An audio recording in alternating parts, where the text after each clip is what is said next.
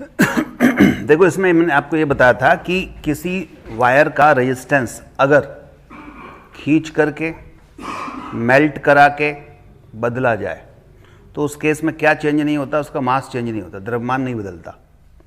ठीक है, आप एक रेजिस्टेंस है आर ओम का, उसको मेल्ट कर दो, फिर या इसको स्ट्रेच कर दो, कितने गुना, N times. N times stretch कर दिया तो मास तो बदलेगा नहीं, ठीक है, वॉल्यूम नहीं बदलता, मास तो बदलेगा नहीं स्ट्रेच करने पे। तो रेजिस्टेंस डायरेक्टली प्रोपोर्शनल क्या होता था, एल स्क्वायर। अब एल स्क्वायर है तो लंबाई को ही तो एन गुना किया है, तो एन पर स्क्वायर यानी नया रेजिस्टेंस क्या हो जाएगा, N square times of R. ठीक है, क्लियर हो गया। तो ये इसका आंसर होगा। ये सब प्रीवियस ईयर क्वेश्चंस हैं। चलो नेक्स्ट क्वेश्चन पर आ जाएं।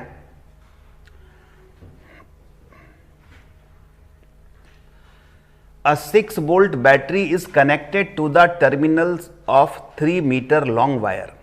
अच्छा क्वेश्चन है। एक 3 मीटर का तार है, ठीक है, जैसा कहा जाए वैसा अपन बनाते। यूनिफॉर्म थिकनेस है एंड रेजिस्टेंस है इसका 100 ओम।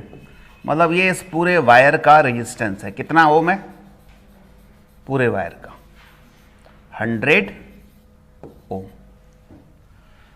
द पोटेंशियल डिफरेंस, ये पोटेंशियल डिफरेंस है, पोटेंशियल डिफरेंस लिखा तो है, अच्छा, the difference of potential between 2 points on the wire. हमें इस पूरे वायर पर कोई से भी 2 पॉइंट चुन लेने हैं, ठीक है, जिनके बीच की डिस्टेंस कितनी हो, 50 सेंटीमीटर की हो।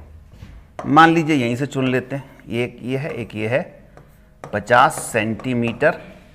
मीटर में कितना हो गया, आधा मीटर। 50 सेंटीमीटर या 0.5 मीटर, आधा मीटर। ठीक है, आधे मीटर का तार चुन लिया। इन 2 पॉइंट के अक्रॉस कितना पोटेंशियल में डिफरेंस है वो अपने को निकालना है। और पूरे वायर पर एक बैटरी जोड़ रखी है, कितने वोल्ट की, 6 वोल्ट की। ठीक बात है। तो इसको आप ऐसे मानो कि एक रेजिस्टेंस ये है और बाकी का रेजिस्टेंस ये है, सिंपल बात है। जो 2 पॉइंट दिए हैं इनके बीच में एक रेजिस्टेंस ये मान लेते हैं R1 और बाकी का बचा वो है R2। तो इस R1 के अक्रॉस कितना पोटेंशियल में डिफरेंस है ये अपने को फाइंड करना है। एक अप्रोच ये हो सकती है, एक अप्रोच ये हो सकती है कि अगर हम पूरे वायर पर अगर देखें तो पोटेंशियल डिफरेंस है कितना, 6 वोल्ट है, और वायर कितने मीटर का है, 3 मीटर का है। तो 3 मीटर पर अगर 6 वोल्ट है तो आधे मीटर पर कितना होगा, लगभग हिसाब लगा लो। 3 वोल्ट पर 3 मीटर पर अगर 6 वोल्ट है तो 1 मीटर पे कितना होगा, 2, तो आधे मीटर पे हो गया, आंसर खत्म। समझ आई बात, क्लियर हुआ क्या करना था। पूरे वायर पर अगर 6 वोल्ट का है, जो कि वायर 3 मीटर का है, तो आधे मीटर पे कितना होगा, तो 1 मीटर पे निकाल लो पहले, है ना। तो 1 मीटर पे निकालो, 6/3 कर दो, 2 वोल्ट आ गया। 1 मीटर पे 2 वोल्ट है तो आधे मीटर पर 1 वोल्ट होगा, तो हम सीधे 1 वोल्ट लगा सकते हैं आंसर। दूसरी अप्रोच फिजिक्स लगाएं कि सीधे हम इसमें सबसे पहले करंट निकालें। तो करंट I इक्वल टू क्या होगा, net current V/R, 6 volt divide by 100। Total resistance तो कितना है, 100 है, तो 6/100 कर दिया तो 3/50 ओम एम्पियर करंट आ गई। ठीक है, अब इसका रेजिस्टेंस निकाल लो पहले, इतने पार्ट का रेजिस्टेंस क्या है। तो वो रेजिस्टेंस इतने पार्ट का R1 होगा, 100 ओम कितने का है, 3 मीटर का है, 3 मीटर का 100 का है, 3 मीटर का 100 ओम है, तो 1 मीटर का रेजिस्टेंस कितना हुआ, तो पहले यूनिट मीटर का रेजिस्टेंस निकालो, 100/3, ये कितना हो गया, 1 मीटर का रेजिस्टेंस। कितने मीटर का निकालना है, 1/2 मीटर का रेजिस्टेंस निकाला, तो रेजिस्टेंस आ गया। अब R इक्वल, ये R आ गया, अपने को भी निकालना है, तो V इक्वल टू क्या होता है, डेल्टा V IR।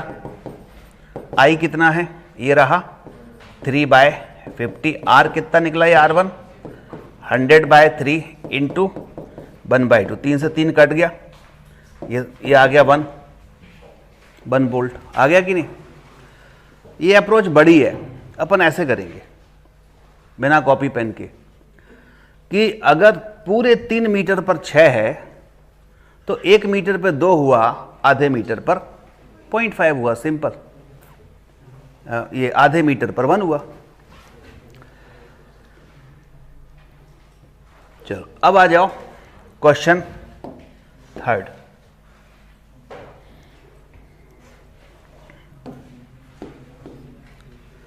थर्ड में the masses of 3 wires of copper is in the ratio 1:3:5। वो कहता है 3 तारों के द्रव्यमान का अनुपात m1, देखिए m1 अनुपात m2 अनुपात m3 कितना है, 1:3:5। Their length are in the ratio, लंबाइयों का अनुपात कितना है, 5:3:1। तो बताना इनके रेजिस्टेंस का रेशियो क्या होगा। रेजिस्टेंस R1:R2:R3, ये कितना रहा होगा, ये निकालना। कैसे निकालोगे, या निकाला हो तो आंसर बताओ, बोलो। निकाला है, लंबाई दी है, द्रव्यमान दिया है, लेंथ एंड मास दिए हैं, तो रेजिस्टेंस का कोई ऐसा फॉर्मूला ढूंढो या ऐसा बनाओ जिसमें लेंथ आ जाती हो और मास आ जाता हो। R इक्वल टू फॉर्मूला होता है ρL अपॉन A। इसमें एरिया आ रहा है, मास नहीं आ रहा। मास बनाने के लिए लेंथ से ऊपर नीचे मल्टीप्लाई कर लो, गुणा कर लो, तो ρL²/AL वॉल्यूम बन गया। वॉल्यूम को क्या लिख सकते हैं, क्योंकि डेंसिटी D इक्वल टू होता है मास अपॉन वॉल्यूम, तो वॉल्यूम, ये वॉल्यूम बन गया। वॉल्यूम को क्या लिख सकते हो, मास अपॉन डेंसिटी। अब प्रोपोर्शनैलिटी का संबंध देखो, D और रो तो कांस्टेंट है, बदलेंगे नहीं, कॉपर ही है, कॉपर की डेंसिटी और रेजिस्टिविटी सेम होगी। R डायरेक्टली प्रोपोर्शनल L²/m हो गया। बस ये मिल गया फॉर्मूला अपने को, ये पैटर्न मिल गया। इस पैटर्न को इस रेशो जैसा बना लो। कैसे, अपने को R1:R2:R3 निकालना है, तो पहले क्या है, L²/m। तो L²/m इधर से ढूंढो, L ये रहा, m ये रहा, तो यानी ये 5 का स्क्वायर डिवाइड बाय 1 आएगा। तो पहला पैटर्न हो गया 5²/1 इज टू। दूसरा पैटर्न फिर L²/m, तो L 3 है, 3 का square by 3 is two. Last वाला पैटर्न 1 का स्क्वायर बाय 5, यही होगा।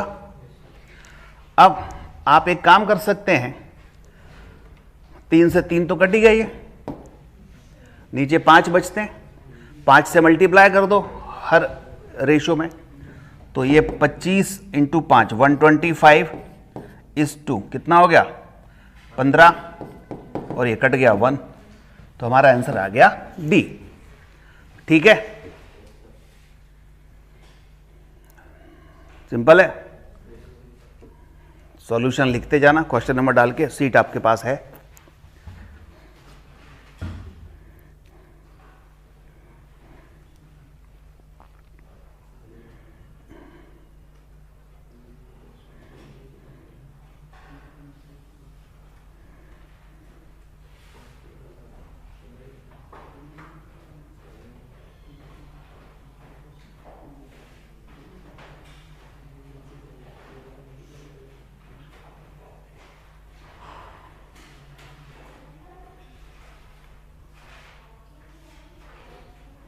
मिटा दूं?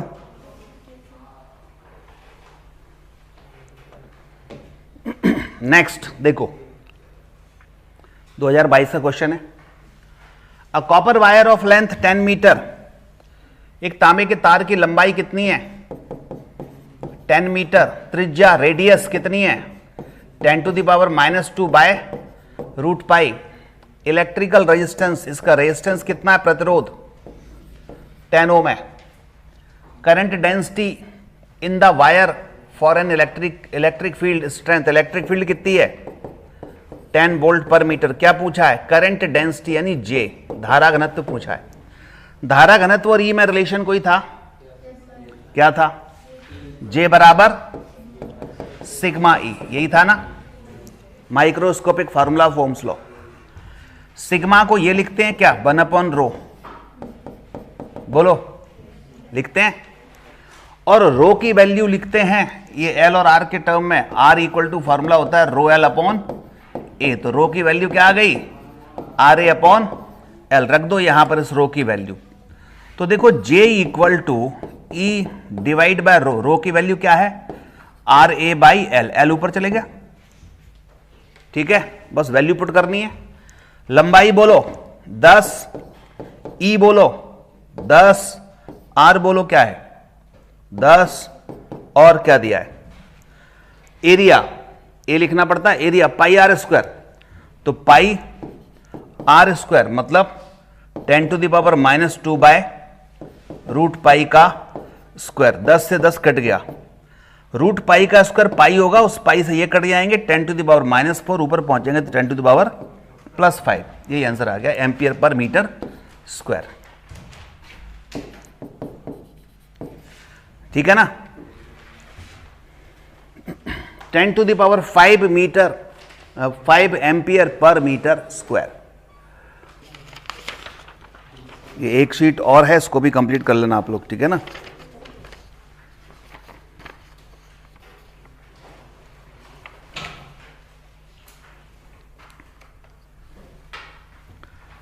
चलो नेक्स्ट है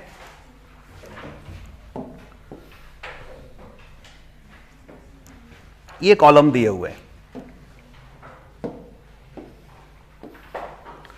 और कहा है कि बताइए कौन सा आंसर सही है।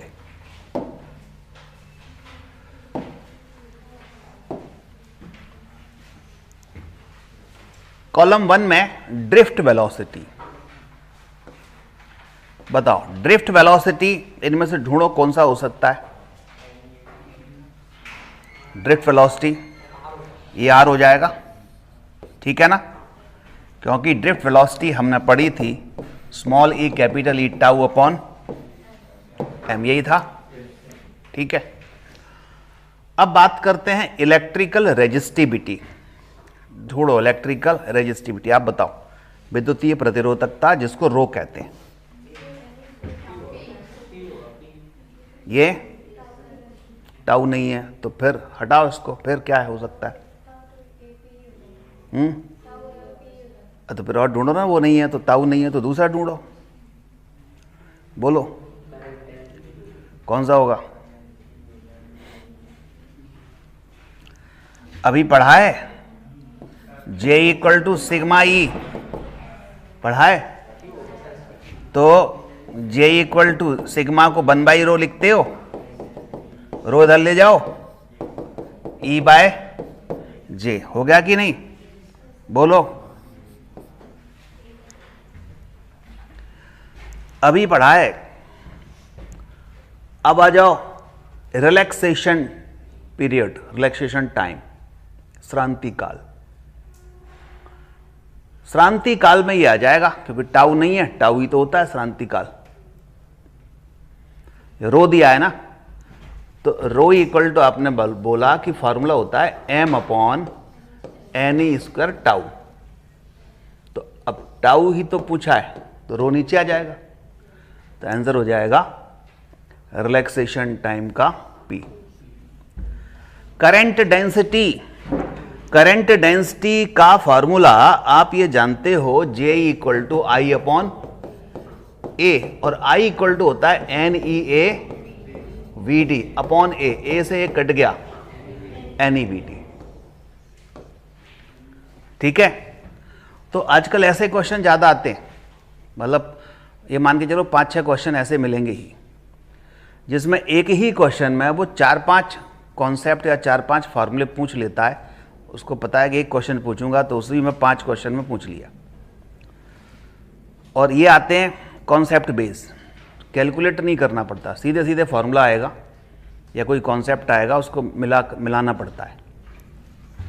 तो यहाँ आपको कोई कैलकुलेट नहीं करना पड़ा, यहाँ से वो ये देखना चाह रहा है कि आपको इन सब के फार्मूले पता हैं कि नहीं है। ठीक है।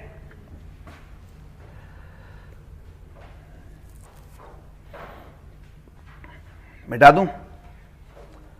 चलो इस पे आ जाओ। अब ये है एक्चुअली कलर कोड। ठीक है, कलर कोड की कहानी मैं आपको यहां समझा देता हूं।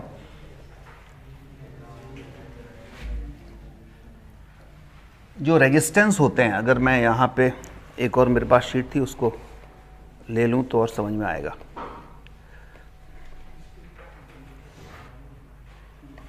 देखो कलर कोड में इधर देखना,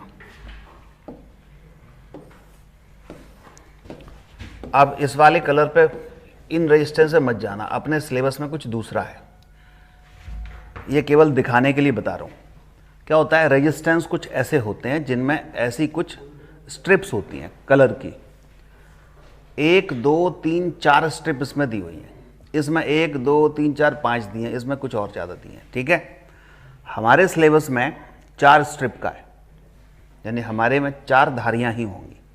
एनसीईआरटी में केवल 4 धारियां, और यही 4 धारियों वाले ही क्वेश्चन, एक क्वेश्चन जरूर आता है। तो इसमें क्या होता है, ये जो कलर छपे होते हैं, इन कलर के कोड होते हैं, उस कोड से अपने को फिर उस पूरे रेजिस्टेंस की वैल्यू डिकोड करनी पड़ती है कि इतनी वैल्यू है। तो इसके लिए एक सिंपल फार्मूला है। फार्मूला क्या है, रेजिस्टेंस निकालना है तो A B into 10⁻⁶ comma d% plus minus d%, बस ये फार्मूला याद रखना है। A B C D 4 colour है, तो A B into 10⁻⁶ plus minus d%। अब ये ए बी सी डी क्या है, इनको जरा समझें। ए बी सी ये 3 कलर हो गए जो कि करंट, ये रेजिस्टेंस की वैल्यू देते हैं कि इतने ओम का रेजिस्टेंस है, ये ओम में आता है। डी इसकी टॉलरेंस बताता है, चौथा कलर टॉलरेंस बताता है। तो इसमें क्या होता है, देखो अगर मैं यहां पर बात करूं रेजिस्टेंस की, तो एक ये जो कोड दिए हुए हैं, ये कोड दिए, इनके कुछ नंबर होते हैं।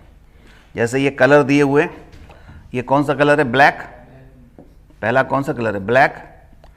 ठीक है, ये ब्राउन है, ये रेड है,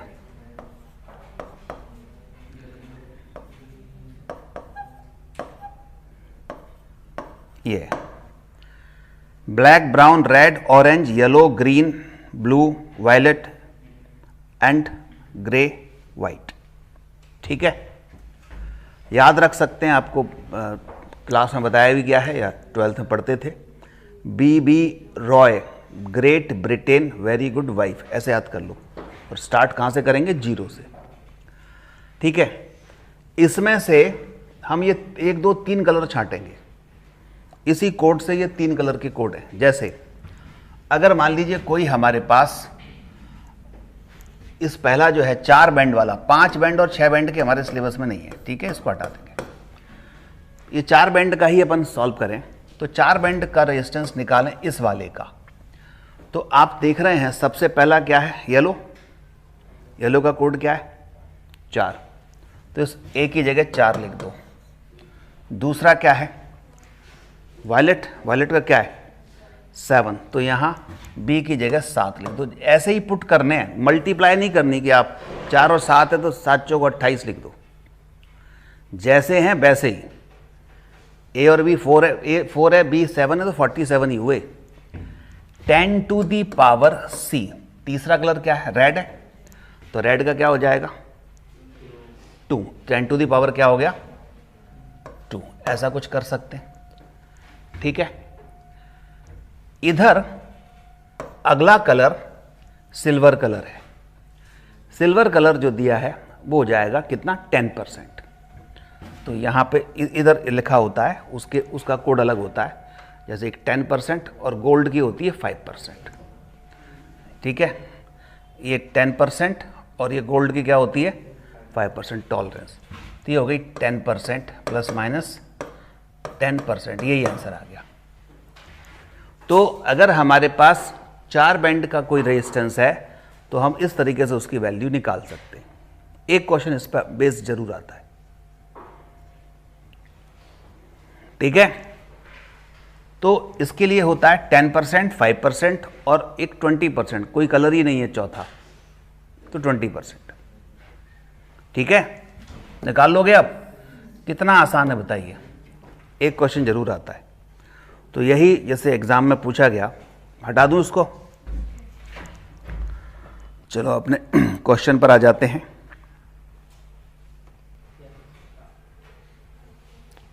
फिफ्थ हो गया था, सिक्स्थ, चलो इसका बताओ। Yellow, violet, brown, gold. Yellow 4 हो गया, वायलेट 7 हो गया, 47 तो सभी में आएगा। ठीक है, 47 तो आएगा ही। 10 टू दी पावर C। अगला क्या है, ब्राउन। ब्राउन में क्या होता है 10 टू दी पावर 1, तो 10 ही रह गया। ओम यानी 470 ओम आ गया। 470 केवल इसी में दिया है, और बाकी ये गोल्ड है तो गोल्ड के लिए 5% होता है। ठीक है, चलो इसमें आ जाओ। रेजिस्टिविटी टेम्परेचर के साथ कैसे चेंज होती है वो फाइंड करना है। अब देखिए, इसमें आप वो फॉर्मूला मत लगाना R = R0 एंड 1 + α_t या ρ = ρ0 1 + α_t। वो एक्चुअली अप्रॉक्स फार्मूला है, उसके आगे भी सीरीज होती है, फिर वो बीटा स्क्वायर आता है, alpha plus beta square plus ऐसे और आगे चलती जाती है। तो जब बीटा स्क्वायर आ रहा है, एक्चुअली ये सीरीज होती है R = R0 1 + α_t। हमने ये पढ़ा था, इसके हिसाब से तो पहला आंसर हो सकता है, लेकिन क्योंकि y = mx + c टाइप का बन रहा है, लेकिन कंप्लीट सीरीज होती है R = R0 1 + α_t plus beta t² and so on. ऐसे अल्फा बीटा ये कोफिशिएंट होते हैं, लेकिन जनरली हम इस बीटा को या t² को निगलेक्ट कर देते हैं, बीटा इतना छोटा होता है। तो इसके हिसाब से देखेंगे तो फिर आंसर होगा सी। इसको कॉन्सेप्चुअली सॉल्व करना पड़ेगा, इसलिए मैंने स्पेशली ये क्वेश्चन लिया है कि पहले अगर टेम्परेचर 0 है, 0 डिग्री सेल्सियस है, तब भी R0 तो रहेगा ना। तो यानी ये ग्राफ T0 है तब भी कुछ ना कुछ इसके रेजिस्टेंस या रेजिस्टिविटी है। ठीक है, अगर हम दो काट सकें, ये तो हो नहीं सकता, ये भी नहीं हो सकते, क्योंकि इसमें टेम्परेचर के साथ रेजिस्टिविटी कम हो रही है, जबकि कंडक्टर में क्या होता है, रेजिस्टिविटी इंक्रीज होती है। ठीक है, कॉपर कंडक्टर है, तो ये हो नहीं सकते। अब 2 ही बचे बस। अब 2 बचे तो कंफ्यूजन ना हो, इसलिए आप ध्यान रखो, टेम्परेचर बढ़ेगा तो ये भी बढ़ेगा रेजिस्टिविटी, इसमें भी बढ़ रहा है, इसमें भी बढ़ रहा है, लेकिन ये नॉन लीनियर बढ़ता है, लीनियर नहीं बढ़ता। न्यूमेरिकल क्वेश्चन सॉल्व करने के लिए लीनियर इक्वेशन लगाएंगे, क्योंकि अप्रॉक्स इसको सॉल्व करना टफ होता है, इसलिए इससे करते हैं।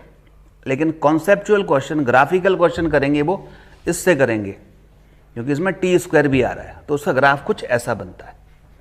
ठीक है,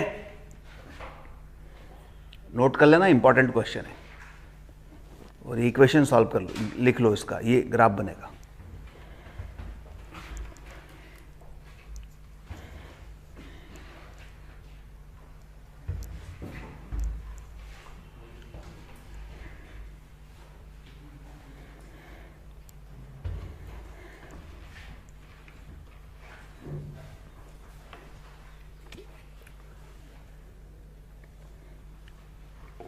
अगला करें,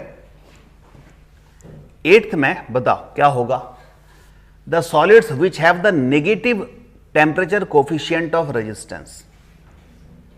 ऐसा सॉलिड जिसका नेगेटिव टेम्परेचर कोफिशिएंट होता है। अल्फा नेगेटिव किस किस का होता है? सेमीकंडक्टर का होता है, इलेक्ट्रोलाइट का होता है। तो इलेक्ट्रोलाइट इसमें दिया नहीं है, तो फिर कौन सा हुआ? सेमीकंडक्टर। सी आंसर हो जाएगा। ये बताओ, ये 2022 का है। Specific resistance of conductor increases in temperature. Specific resistance temperature पर डिपेंड करता है और नेचर पे डिपेंड करता है। ज्योमेट्री पे डिपेंड करता नहीं। BCD तो ज्योमेट्री बता रहे हैं, तो सीधे आंसर हो जाएगा ए। ठीक है, next, copper and silicon is cooled from 30 kelvin to 60 kelvin. Specific resistance, ठंडा कर रहे हैं 300 केल्विन से 60 केल्विन तक। ठंडा करने पर, टेम्परेचर डाउन करने पर रेजिस्टेंस कंडक्टर का तो कम होता है और सेमीकंडक्टर का बढ़ता है, और बढ़ते बढ़ते 0 केल्विन पर इंसुलेटर की तरह काम करने लगता है। ये होता है। ठीक है, तो कौन सा हो जाएगा बोलो? कॉपर का डिक्रीज होगा और सिलिकॉन का बढ़ेगा। ठीक है, चलो इस पे आ जाओ, कोशिश करो। एक विद्युत बल्ब है, अनुमत वोल्टता यानी रेटेड वोल्टेज 220 वोल्ट और 100 वाट है। ड्रॉप्ड, अगर वोल्टेज को ड्रॉप कर दें 2.5%, percentage of the rated value by which the power would decrease. तो रेटेड वैल्यू के कितना परसेंट पावर डिक्रीज हो जाएगी? सिंपल पावर को पूछ रहा है, पावर कितनी डिक्रीज हो जाएगी, शक्ति कितनी कम हो जाएगी। फार्मूला कौन सा लगेगा? पावर और क्या घटा रहे हैं, क्या चेंज कर रहे हैं? वोल्टेज चेंज कर रहे हैं ना, कितना? 2.5% कर रहे हैं। ड्रॉप्स बाय 2.5, और कोई चेंज कर रहे हैं? तो P और V में रिलेशन देखो, P डायरेक्टली प्रोपोर्शनल क्या होता है? V square. यही होता है, V स्क्वायर बाय R होता है। वोल्टेज ड्रॉप करने पर रेजिस्टेंस तो चेंज होंगे नहीं। अब अगर ये चेंज 2.5% है, 5% से कम होता है, मैंने बताया था, तो सिंपल अप्रॉक्स वाला फार्मूला, एरर वाला फार्मूला लगता है, और वो क्या होगा? Delta P upon P into 100% equal to, power को आगे लाओ, into delta B upon B into 100%। पहले दिन ही समझाया था। तो इसका क्या दिया है? B में कितने परसेंट की कमी है? 2.5। आंसर हो गया 5%। पावर को आगे ले आओ, मल्टीप्लाई कर दो, बस खत्म। ठीक है,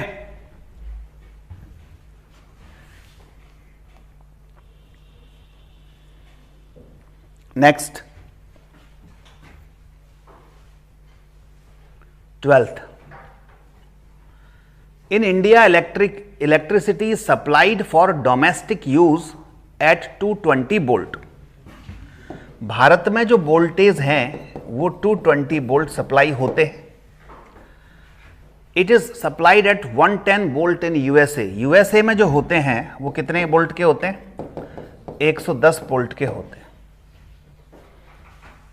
ठीक है, यूएसए, कनाडा, इसमें 110 वोल्ट देते हैं। अब आप कहोगे मतलब इंडिया में इलेक्ट्रिसिटी अच्छी आती है, 220 वोल्ट की आती है, वहाँ जो है 110 वोल्ट की आती है। लेकिन यहाँ इंडिया में जो पावर हाउस है या कंपनी वाले वो यही चालाकी करते हैं। जैसे एक पाइप में ये पानी भरा हुआ है, इधर का प्रेशर और इधर का प्रेशर का डिफरेंस बढ़ा दिया, डेल्टा P अपन ने बढ़ा दिया, मान लो 220 कर दिया।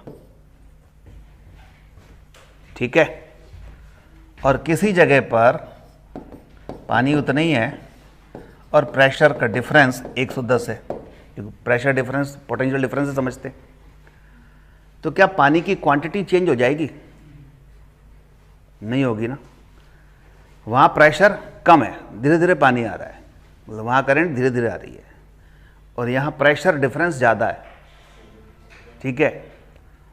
तो यहाँ वोल्टेज तो बढ़ा देते हैं, वोल्टेज तो कैसे भी बढ़ा दो, एक छोटा सा ट्रांसफार्मर लगा दो, ठीक है। ट्रांसफार्मर जो होता है वो 10 वोल्ट को भी 100 वोल्ट में चेंज कर देगा। कुछ नहीं, एक ट्रांसफार्मर लगाना है, सबसे सस्ता काम। 10 वोल्ट को भी 100 वोल्ट में कर देगा, 150 को भी 250 कर देगा।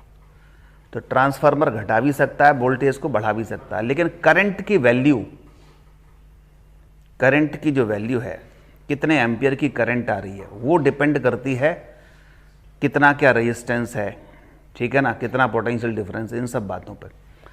तो क्वालिटी ऑफ करंट इसमें डिक्रीज हो जाती है, ये ऐसे सोचो।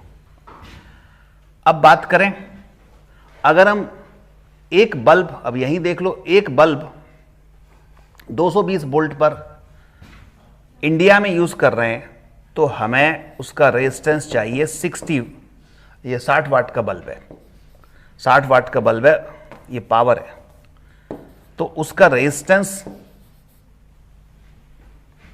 कितना है, यही तो पूछा। अगर इंडिया में उसका रेजिस्टेंस R है, तो वहां USA में उसी 60 वाट के बल्ब का रेजिस्टेंस कितना होगा। तो सिंपल फार्मूला बन गया, P/V/R में रिलेशन देख लो।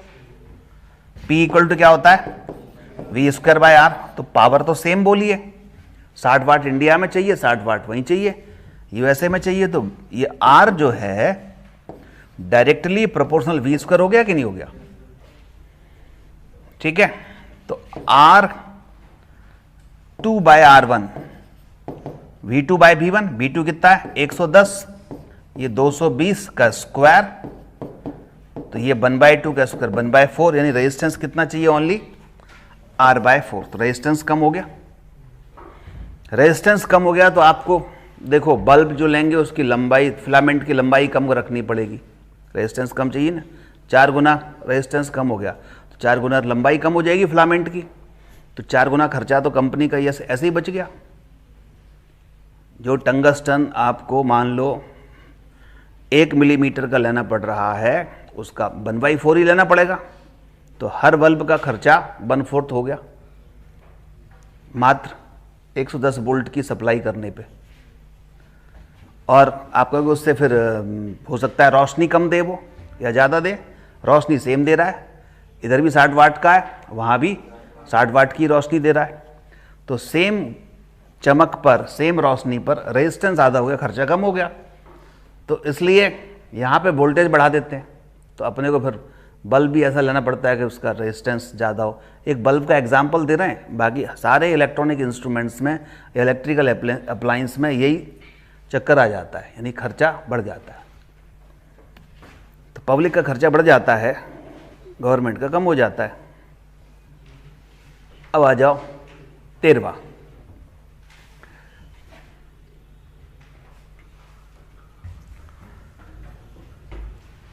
तीन रेजिस्टेंस हैं,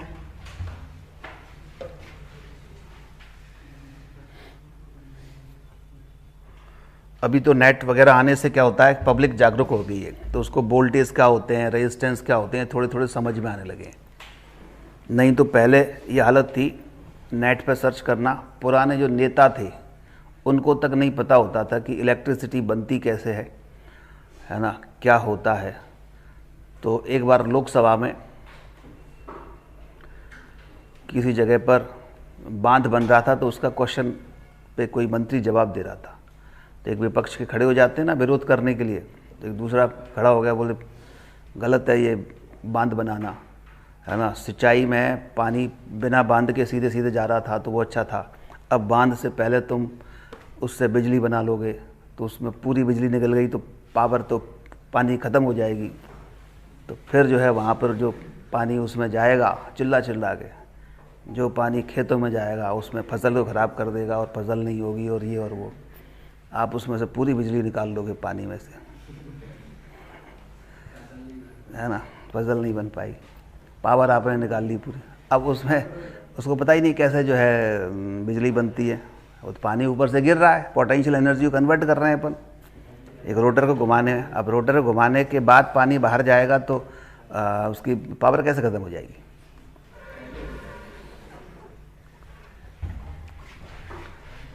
चलो इस पे आ जाओ।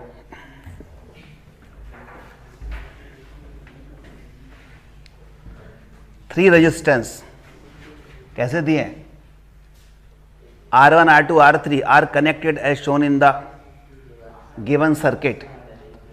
The ratio I3 upon I1, ये I3 है और ये I1 है, I3 upon I1 करंट का रेशियो निकालना है, ठीक है, इन टर्म ऑफ रेजिस्टेंस जो यूज किए गए हैं। चलिए करते हैं। सबसे पहले आप ये देखो कि इसमें करंट I1 जा रही है और इस जंक्शन से दो भागों में बट गई, इधर कितना I2 और इधर I3। तो पहले तो जंक्शन रूल ही लगा लो, I1 बराबर क्या होगा, I1 जा रही है, I2 I3 बाहर आ रही है, तो I2 प्लस I3, ये जंक्शन रूल लग गया, ठीक है। अब हमें क्या निकालना है, I3 अपॉन I1। तो एक काम करते हैं, I3 अपॉन I1 निकालना है, ठीक बात है। अब इधर देखो जरा, एक रूल ये भी लगाओ, ये दो पॉइंट हैं ए और बी, ए और बी के अक्रॉस ये दोनों रेजिस्टेंस कैसे हैं, पैरेलल। पैरेलल में क्या सेम होता है, पोटेंशियल डिफरेंस। तो V इक्वल टू IR से अगर V सेम हो गया तो ऊपर वाली ब्रांच के लिए I2 R2 बराबर क्या होगा, I3 R3 होगा कि नहीं। पोटेंशियल डिफरेंस बराबर है तो V कांस्टेंट है, IR कांस्टेंट हुआ, IR कांस्टेंट हुआ तो I2 R2 बराबर I3 R3। अपने को I2 तो चाहिए ही नहीं है क्योंकि उसने I3 अपॉन I1 चाहिए, तो इसमें से I2 की वैल्यू निकाल के यहां रख दो, बस आ गया आंसर। तो I2 की वैल्यू निकाली I3 R3 बाय R2, क्योंकि हमें क्वेश्चन में ही बोला है कि आप तो I3 अपॉन I1 बताओ, तो I2 नहीं चाहिए, ठीक है। तो यहां वैल्यू लिखते हैं, I1 बराबर I2 की वैल्यू है कितनी, I3 R3 divide by R2 plus I3। अब मैं I3 कॉमन ले लेता हूं, ठीक है।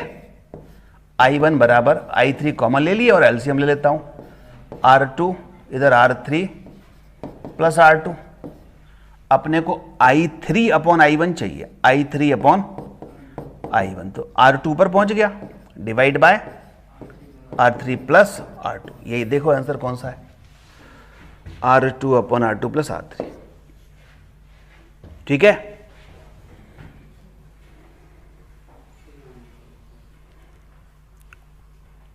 समझ आया क्या किया, जंक्शन रूल लगा लिया और पोटेंशियल डिफरेंस वाला रूल लगा लिया।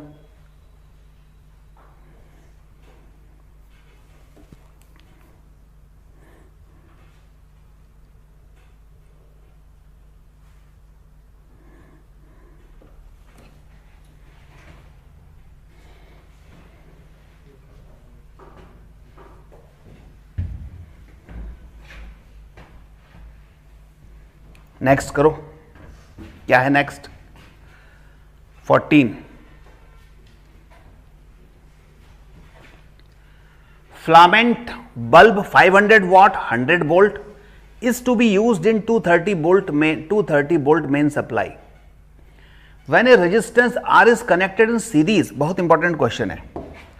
वो कहता है कि एक फिलामेंट बल्ब है जिसका कितने वाट का है बल्ब, ये बल्ब है कितने वाट का है, 500 वाट। कितने वोल्ट का है, 100 वोल्ट का है। मतलब ये इस पर बल्ब पर लिखा हुआ है, प्रिंटेड है ये। इसको 230 वोल्ट पर 230 वोल्ट की लाइन पर जोड़ना है,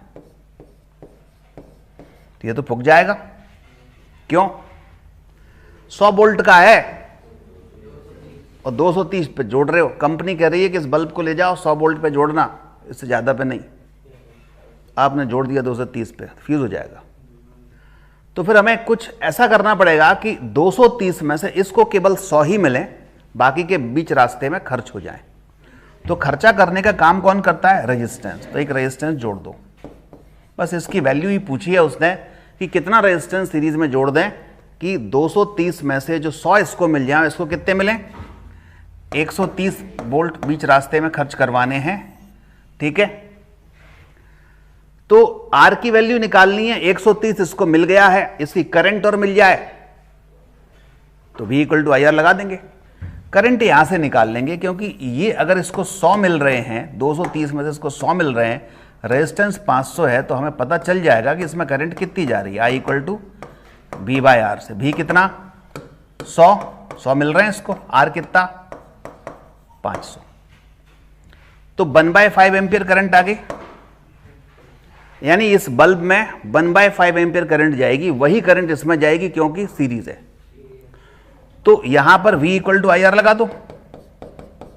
V कितना? 130। I कितना? 1/5 इंटू आर। कितना आ गया? क्या है? 500। अच्छा, पावर है उसको, अपन ने क्या वो लगा दिया। ठीक है, कोई बात नहीं, V बाय आर नहीं लगेगा, P इक्वल टू VI लगेगा। P इक्वल टू क्या लगेगा? VI। P equal to VI। तो P कितनी है? 500 और ये है आपके पास 100, यही कुछ है, इंटू I। 5 एम्पियर करंट आ रही है और R कितना दिया है? ये कितना दिया है? ऐसा कुछ सॉल्व कर लो इसको। R कितना आएगा बताओ? 26 आ रहा है, बस यही आंसर है।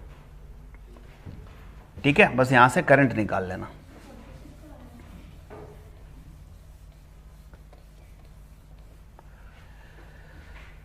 P equal to VI, power 500, V 100 into I।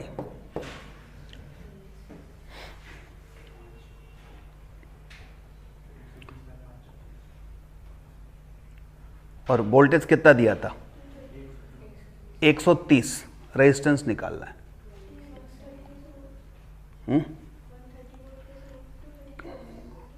कितना वोल्ट दिया था?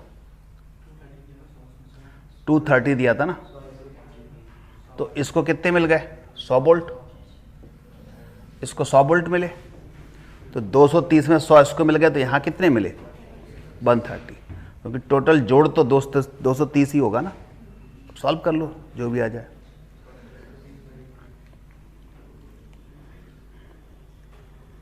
चलो अगला बताओ।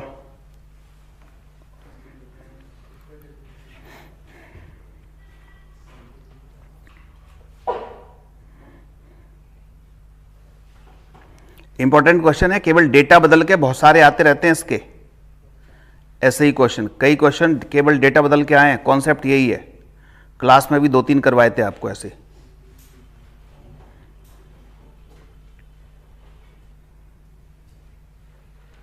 ठीक है, नेक्स्ट करें।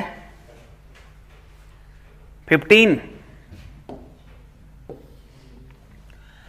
पावर डिसिपेटेड इन 9 ओम रेजिस्टेंस, ये ऊपर वाला 9 ओम है, 36 वाट है। पोटेंशियल डिफरेंस अक्रॉस 2 ओम, 2 ओम में पोटेंशियल डिफरेंस निकालना है। एक काम करो, ये 9 ओम जो दिया है ना, इसमें कितनी पावर व्यय हो रही है, खर्च हो रही है? 36।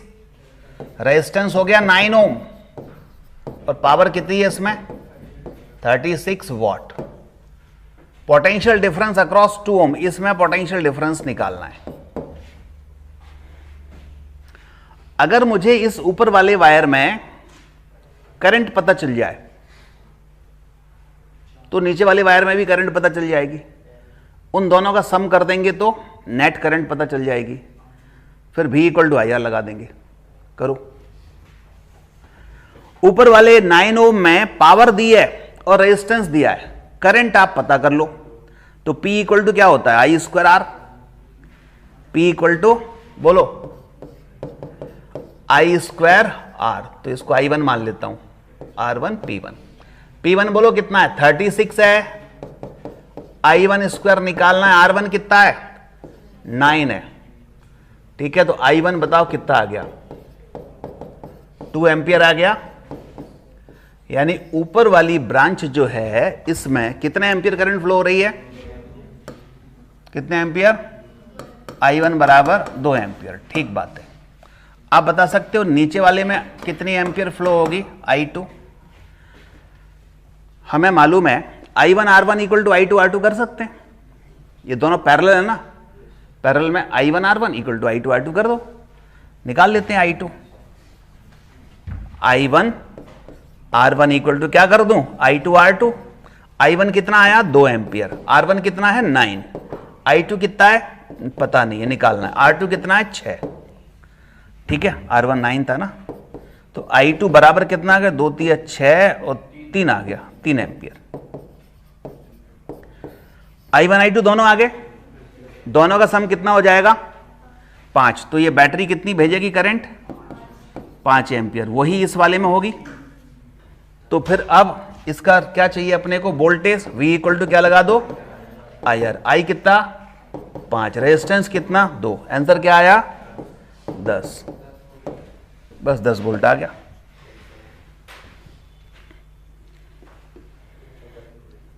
ठीक है,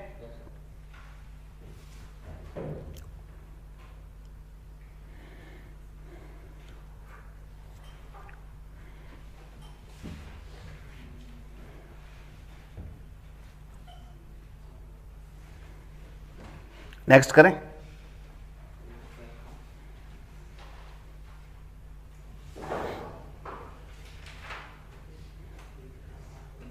इसमें बताओ,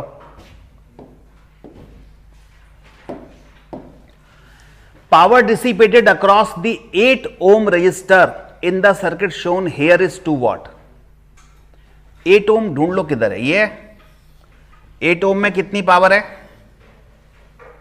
बोलो, 2 वाट की।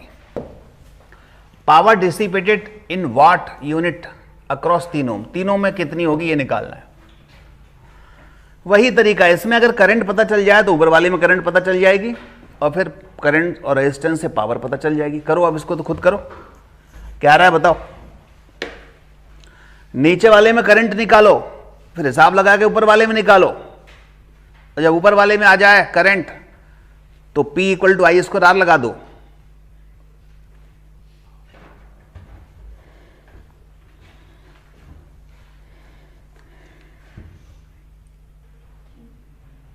थ्री चेक कर लेते हैं। चलिए इस वाले में पावर आपको दे रखी है 2 वॉट, रेजिस्टेंस है 8 ओम, करंट निकाल लें P equal to I² R से, तो P 2 है, I² R कितना है 8 है, तो 1/4 हो गया, तो I इक्वल टू आ गया, I1 इक्वल टू आ गया 1/2 एम्पियर। ठीक है, चलो इसमें आ गई है आपके पास I1, और ऊपर वाले में क्या हो जाएगी I2। अब I2 निकालना है, तो I1 R1 equal to I2 R2 parallel में, I1 R1 equal to I2 R2। I1 बोलो 1/2, R1 बोलो 8, I2 बोलो निकालना है, R2 बोलो 3 और 1 4 लेंगे, दोनों का सम। ठीक है, ऊपर वाले का टोटल रेजिस्टेंस लेंगे, तो 4 2 8 और 2 से 2 कट गया, I2 इक्वल टू आ गया 1 एम्पियर। अब ये 1 एम्पियर जा रही है इसमें, अब इसमें पावर निकालनी है 3 ओम में, तो पावर 3 ओम में I² R लगा दो। I कितना 1 का स्क्वायर, और R की वैल्यू 3 ही थी, तो 3 आ गया आपके पास, आंसर सही है। ठीक है, यही होगा।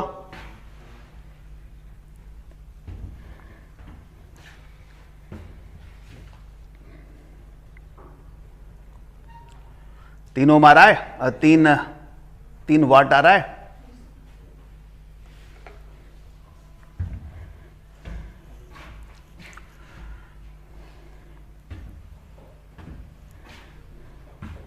सत्रहवां सवाल, मिटाऊं इसको। Current in the following circuit, एक सर्किट बना हुआ है ये, इसकी जरा वैल्यू आप लोग बता दो, इसमें सही प्रिंट दिख नहीं रही है। ये कितने वोल्ट का है, 2 वोल्ट, ये 3 ओम, ये सारे 3 हैं। और पूछा है कि इसमें सर्किट करंट पूछिए, मतलब बैटरी कितनी करंट भेजेगी। तो सिंपल I इक्वल टू लगा दो V बाय आर। V कितने वोल्ट है? 2 वोल्ट। रेजिस्टेंस इन दो पॉइंट के बीच में, इन दो पॉइंट के बीच में, जिन दो पॉइंट के बीच में बैटरी जुड़ी है, तो ये 3 और 3 कैसे दिख रहे हैं? सीरीज में। कितने हो गए? 6। और उसके साथ एक और 3 है, ये सीरीज में हो गए 6, और ये पैरेलल में। तो 6 और 3 पैरेलल में। 6 और 3 पैरेलल में होते हैं तो कैसे करते हैं? Product upon sum. 6 into 3 divide by 6 plus 3। ठीक है, 6 इंटू 3 बाय 6 प्लस 3 कितना आ गया? 2। ठीक है, तो 2 1 एम्पियर आ रहा है। Answer is 1 ampere. ठीक है,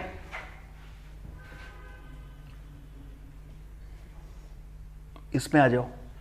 What will be the equivalent resistance between 2 points A and D? A point ये है, D पॉइंट ये है। इन दो पॉइंट के बीच में इक्विवेलेंट रेजिस्टेंस कितना है? सॉल्व करो, बताओ।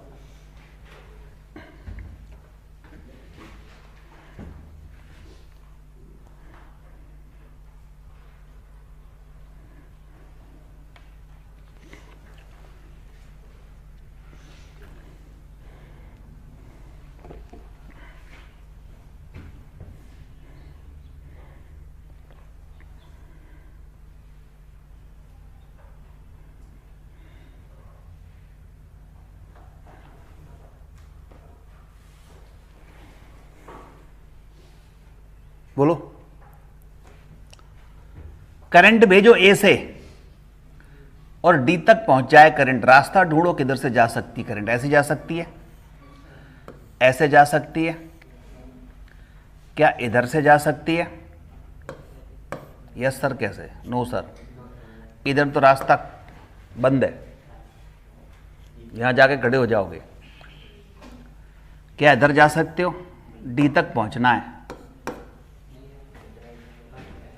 अरे ए से डी तक आपको पहुंचना है, तो कौन कौन से रास्ते हैं जाने के? ये बचपन में वो खेलने खेले पेंसिल से मिलाते हैं, जो ए से पहुंचना है डी पर, कितने रास्ते हैं चुनो, बताओ। 5वीं क्लास का बच्चा ढूंढ लेगा। ऐसे जा सकते हो आप डी पे, ऐसे जा सकते हो आप डी पे। अब ए से और कोई रास्ता है? तो ये वाले जो रेजिस्टेंस हैं जहां हम जा ही नहीं रहे हैं, वो हमारे लिए बेकार है। हमारा मतलब करंट के लिए बेकार है। करंट ए से डी तक जैसे हम पहुंचेंगे वैसे ही तो पहुंचेंगी। ठीक है, तो ये हम इस सर्किट से हटा सकते हैं, और हटा दें अगर अपन, तो ये सर्किट कुछ इस तरीके का रह जाएगा। ऐसा रह जाएगा। बोलो, अब इसको सॉल्व करना बच्चों का खेल है। ये 10 और 10, ये 10 और 10, और 20 और 20, 40 कौन बोल रहा है? 10, 20 और 20 पैरेलल है, तो 40 नहीं होंगे। 20 और 20 10, फिर 10 10 और 10 सीरीज में हो गए, तो 30। बस 30 आंसर है। ठीक है, अगला।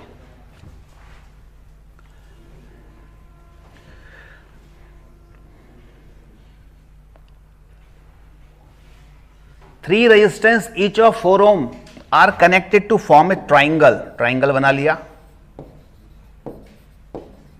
सबकी वैल्यू आर है। Resistance between any 2 terminal, 2 terminal के बीच में रेजिस्टेंस अभी पढ़ा था, आर और आर, 2R। और 2R और ये आर कैसे हो गए? पैरेलल। तो नेट रेजिस्टेंस क्या हो गया? R A B, product upon sum 2R into R by 2R plus R, यानी 2R बाय 3। और R की वैल्यू कितनी है? 4 है। 4 बाय 3, 8 बाय 3। ठीक है, तो ट्राइंगल में हमेशा 2R बाय 3 होता है, इसको याद कर लो, क्लास में बताया था, याद कर लो इसको। ट्राइंगल में किसी भी 2 साइड के अक्रॉस रेजिस्टेंस 2R बाय 3 होता है।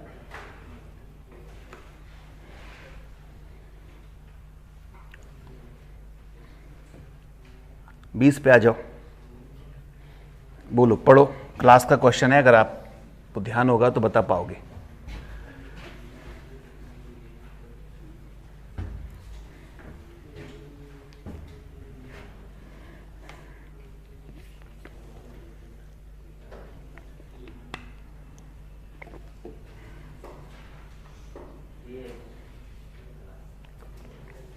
कौन सा है? ए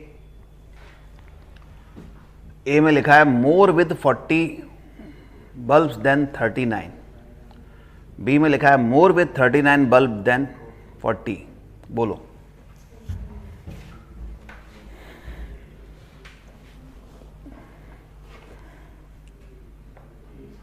बी सही है, ए नहीं है।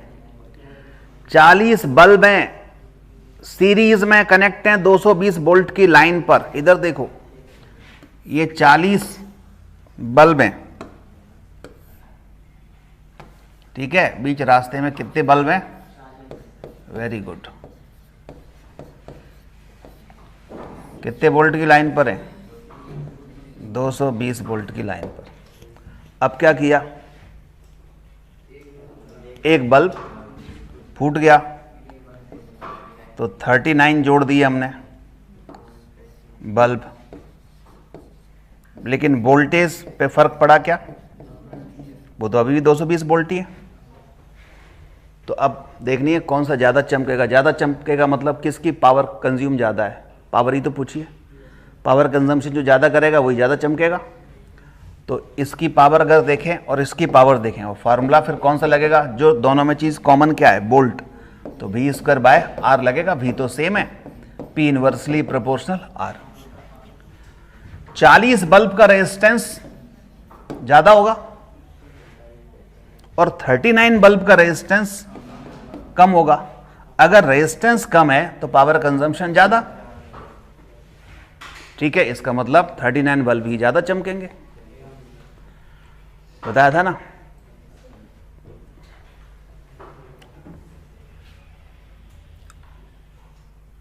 वोल्टेज सेम है यहां, और आपका वोल्टेज तो पैरेलल में सेम होता है, सीरीज में तो करंट सेम होती है। तो अब अगर अलग अलग बल्ब की बात करेंगे तो करंट सेम मानेंगे। यहां तो इकट्ठे की बात कर रहे हैं। इकट्ठे 40 220 पे जोड़े, इकट्ठे 39 220 पे जोड़े, तो वोल्टेज सेम। चलो इस पे आ जाओ, कुछ करो इसका। सेल का है, सेल तो पढ़ा दिया था ना, E plus I R, E minus I are. वहीं से स्टार्ट करें, पढ़ो इसको, बताओ क्या आंसर आएगा।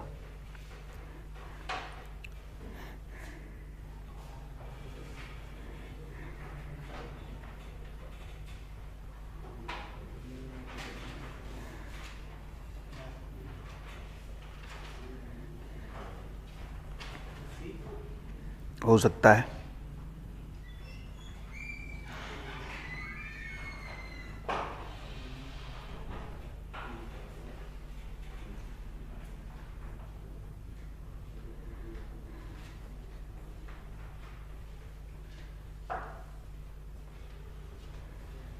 बोलो कौन सा लगाएं?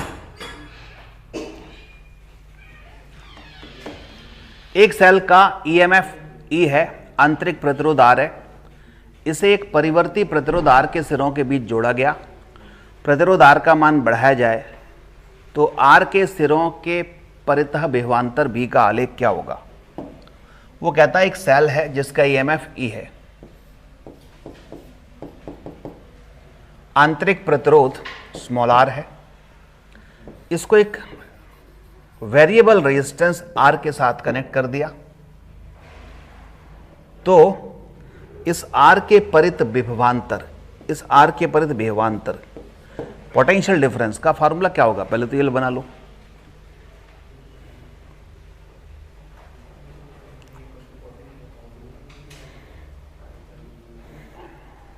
बोलो। एक तो होगा V equal to E minus I R, लिख सकते हैं, ठीक है। और क्या लिख सकते हैं? I की जगह E upon R plus small r लिख सकते हैं। लिख सकते हैं कि नहीं?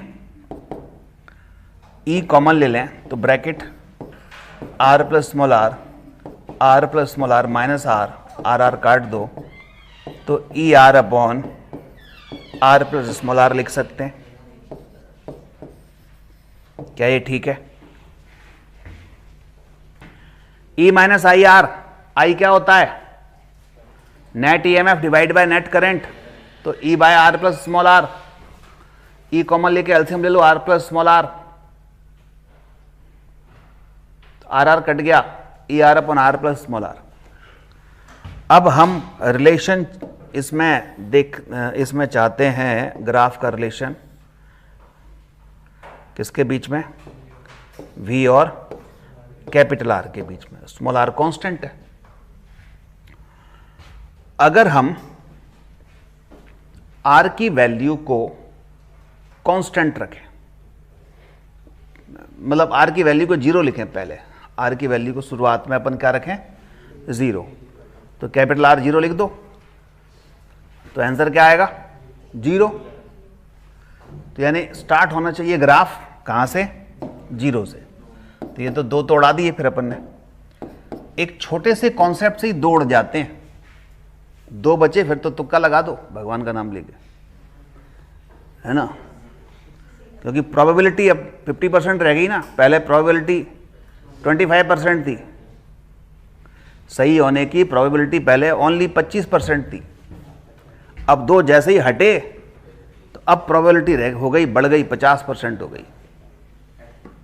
तो संभावना 50% ज़्यादा अच्छी है, 1/4 संभावना की है आंसर सही होने की।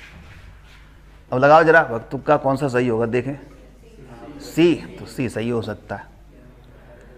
ठीक है, क्यों? क्योंकि जैसे जैसे रेजिस्टेंस बढ़ता जाएगा और तो ये वोल्टेज बढ़ रहा है, ठीक है, क्योंकि शुरुआत में 0 था।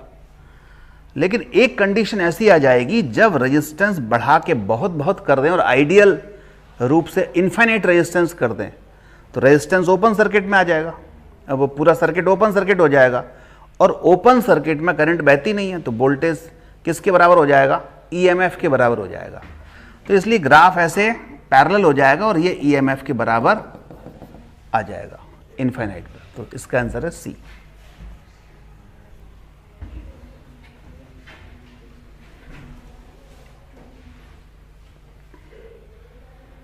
चलो इस पे आ जाओ। 22 पढ़ो और करो। Two cell having same EMF are connected in series through an external resistance R. Cell have internal resistance R1, R2, R1 बड़ा है R2 से। When the circuit is closed, the potential difference across the first cell is 0, the value of R. एक समान विद्युत वाहक बल वाले 2 सेलों को एक बाहरी प्रतिरोधक R द्वारा श्रृंखलाबद्ध जोड़ा गया है। सेलों के आंतरिक प्रतिरोध R1 और R2 हैं। जब परिपथ को बंद कर देते हैं तो पहले सेल के आर पार का विभवांतर, आर पार मतलब अक्रॉस है, वो विभवांतर 0 था, तो R का मान क्या होगा? डायग्राम बनाओ इसको देख करके और इक्वेशन फॉर्म करो। क्या बोल रहा है? 2 सेल, कितने cell? 2 cell, same EMF same है, लेकिन इंटरनल रेजिस्टेंस अलग अलग है।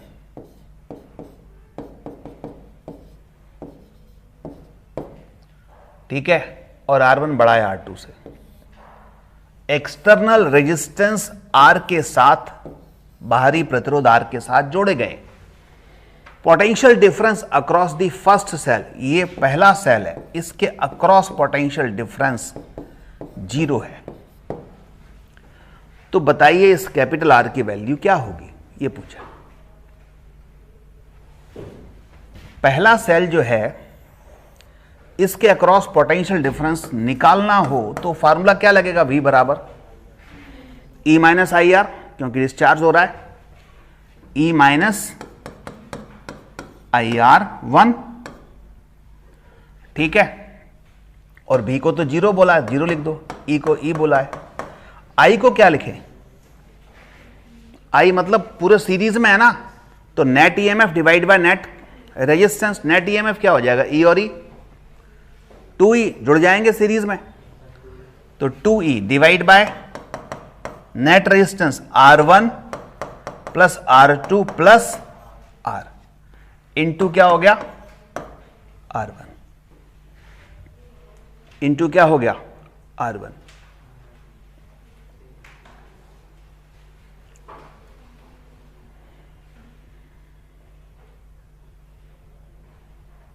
बोलो क्या कॉमन ले लें?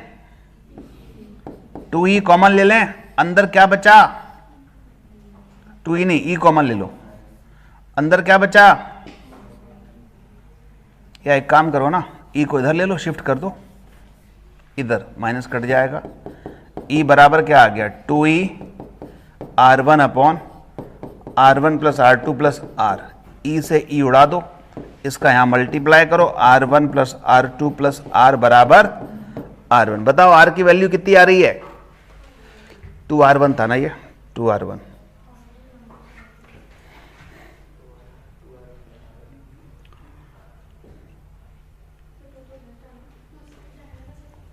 इधर आएगा, ये है ना R1, ये क्या लिखा? एक मिनट,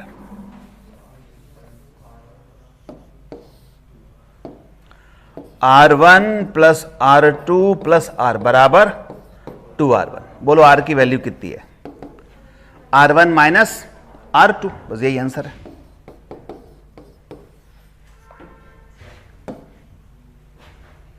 ठीक है,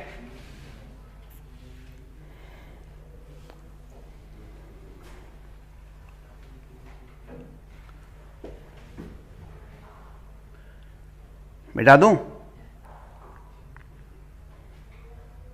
चलो इस पे आ जाओ, बताओ।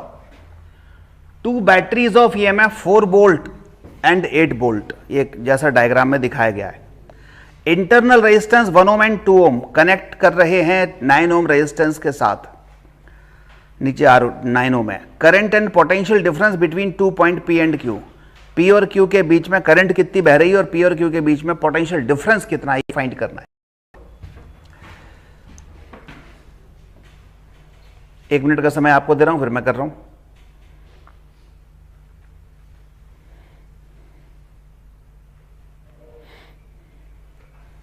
पहले करंट निकाल लो। करंट का फॉर्मूला होता है net EMF by net resistance. बताओ करंट बता दो पहले, फिर 2 कट जाएंगे हो सकता है, और 2 क्या, 1 ही बचेगा, क्योंकि सब में करंट अलग अलग दिए, तो केवल करंट निकाल के ही आप टिक कर सकते हो, दोनों निकालने की जरूरत ही नहीं है।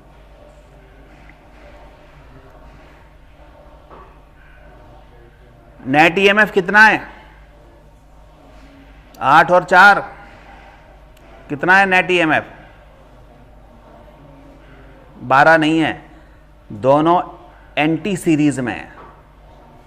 सीरीज होते हैं कब? जब प्लस माइनस जुड़े हो, ये प्लस प्लस एक साथ जुड़े, तो करंट क्या आएगा? ये नेट ईएमएफ क्या आएगा? ये 8 में से 4 घटेंगे, कितने बचेंगे? ध्यान देना, जब ऐसे जुड़े हो ना तो सीरीज होता है, तो E1 E2 जुड़ जाते हैं, और जब ऐसा हो तो एंटी सीरीज होता है, तो E1 माइनस E2 होता है, जो बड़ा हो उसमें छोटा माइनस करना है। ठीक है, तो नेट ईएमएफ कितना हुआ? 4 वोल्ट का। नेट रेजिस्टेंस, रेजिस्टेंस में केवल सीरीज होता है, एंटी सीरीज नहीं होता, वो चाहे कैसे जुड़े हो सीधे जुड़ते हैं। 1 2 3 और 3 और 9 12, 4 3 12, कौन सा आंसर है? A answer, very good. तो ये निकालने की जरूरत ही नहीं पड़ी। अगर 1/3 और किसी ऑप्शन में दिया होता तो आगे बढ़ते अपन उसको निकालते। फिर भी अगर निकालना चाहें कि 3 वोल्ट कैसे आएगा, कि P और Q के बीच में वोल्टेज भी तो पूछा है कितना होगा, तो P और Q के बीच में वोल्टेज पता करने के लिए किरचॉफ सेकंड लॉ लगा दो। किरचॉफ सेकंड लॉ क्या कहता है? देखो, हम P से स्टार्ट करें और Q पर पहुंच जाएं, अपनी यात्रा को स्टार्ट करें, जर्नी को स्टार्ट करें, ठीक है, और हम पहुंच रहे हैं जर्नी P से क्यूब तक। तो पहले P का पोटेंशियल लिख लेते हैं VP। हम अच्छा इसी कौन ज़्यादा वोल्ट का है? 8 वोल्ट का है, तो 8 वोल्ट ही करंट इधर भेजेगा। ये वाला तो चार्ज होगा, ये डिस्चार्ज होगा, तो करंट की डायरेक्शन क्या होगी? ये होगी इस तरह से, करंट की डायरेक्शन ये होगी, ठीक है। चलो इक्वेशन बनाओ VP। अब हम करंट के अपोजिट जा रहे हैं तो प्लस आएगा। I करंट कितनी निकाली अभी? 1/3। रेजिस्टेंस कितना? 1। माइनस से प्लस पे गए, +4, प्लस से माइनस पे गए, -8। इधर भी करंट के अपोजिट जा रहे हैं तो प्लस 1/3 × 2 बराबर Q पर पहुंच गए, यात्रा खत्म, VQ। बस निकाल लो VP - VQ कितना आ रहा है, देखो जरा।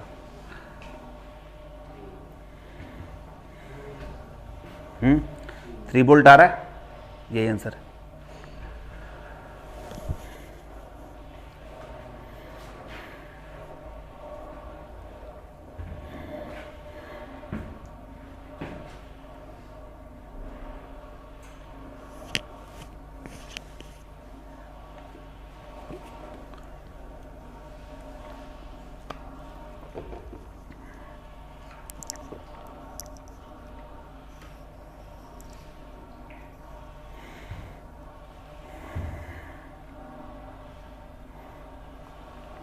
मिटा दूं?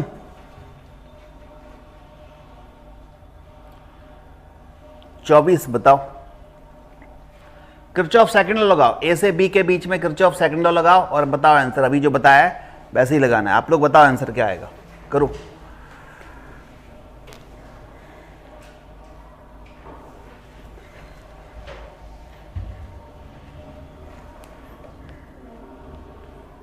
नाइन आ रहा है, चेक कर लेते हैं। देखो हम अपनी जर्नी ए से स्टार्ट करें और बी तक।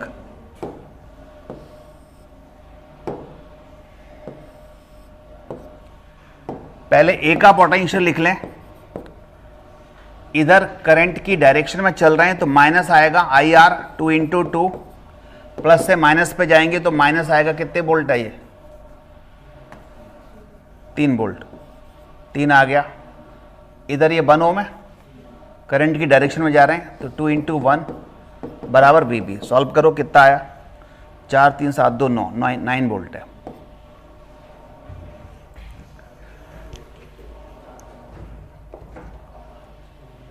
नाइन वोल्ट है ना।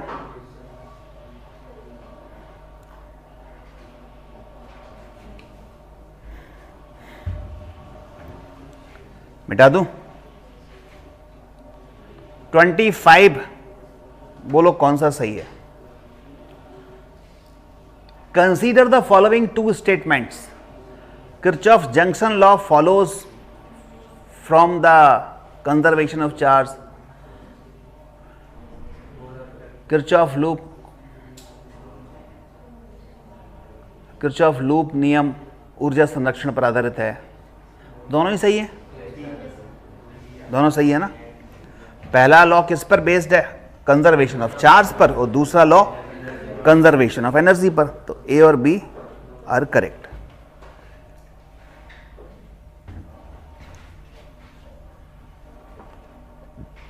इस पे आ जाओ। व्हीटस्टोन ब्रिज आपको पहले बताया था पिछले टर्न पर।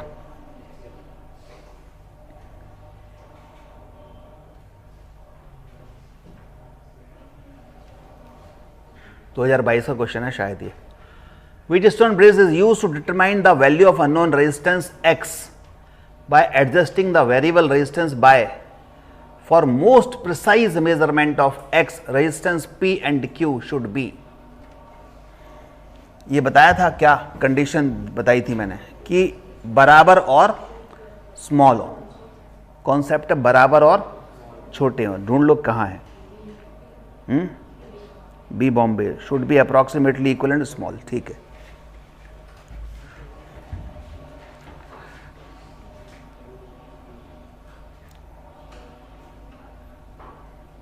Net resistance in the circuit A और बी के बीच में नेट रेजिस्टेंस बताना है। इसको चेक कर लो कहीं व्हीट स्टोन तो नहीं बन रहा। बन रहा है? ये कितना है? 1/4 बन रहा है। कितना है इधर? कितना लिखा है? 3 लिखा था क्या? अच्छा 3 है ये। तो 3/4 इधर है। इधर कितना है? 6/8। ये भी 3/4 आ गया। तो P/Q इक्वल टू R/S तो हो गया। P/Q इक्वल टू R/S हो गया, मतलब व्हीट स्टोन है। अब व्हीट स्टोन है तो इसको हटा दो। हटा दिया तो 3 और 4 ये 7 हो गया, और 6 और 8 14 हो गया, और 7 + 14 इसको सॉल्व कर लो, बताओ क्या आ रहा है। बी।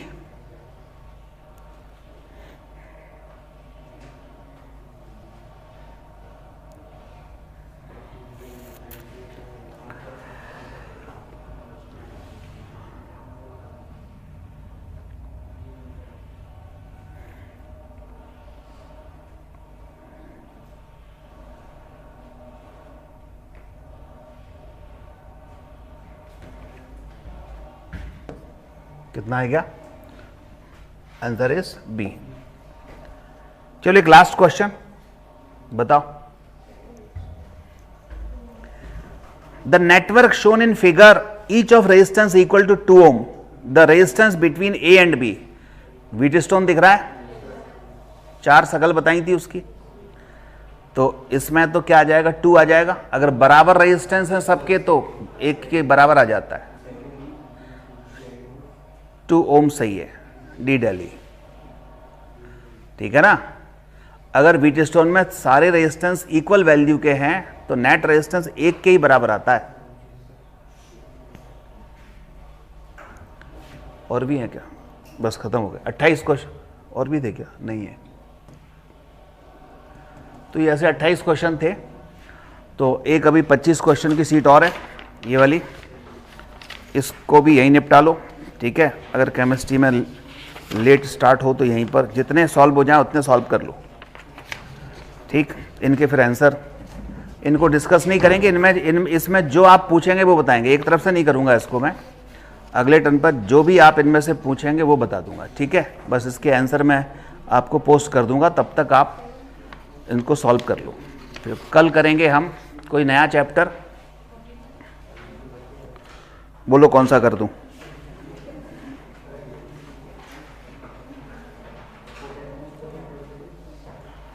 पोटेंशियो